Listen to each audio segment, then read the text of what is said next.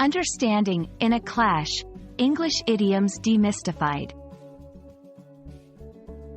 Hello, everyone. Today, we're diving into the world of English idioms and phrases. Specifically, we're going to unravel the meaning behind the phrase, in a clash. This idiom can be a bit confusing for English learners, but fear not.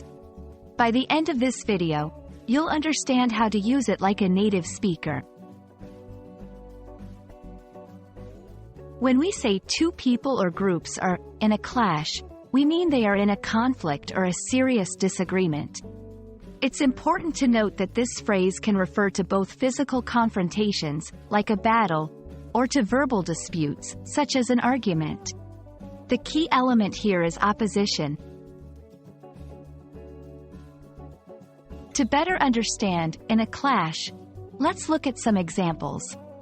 The board members were in a clash over the new policy changes. The two teams were in a clash for the championship title. In these sentences, in a clash signifies a situation where there is a clear conflict of interest or a competitive scenario. This phrase can be used in various contexts, from sports to politics to personal relationships. Here's how. Sports. The match tonight features the two rivals in a clash on the field. Politics.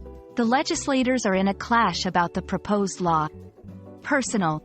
The siblings were in a clash about their plans for the weekend. If you want to avoid repetition or just enhance your vocabulary, here are some synonyms. At odds, in conflict, in dispute, at loggerheads.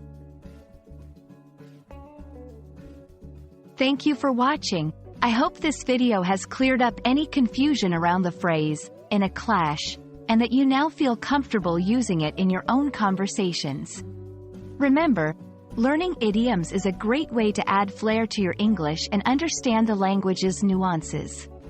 Keep practicing, and see you in the next video.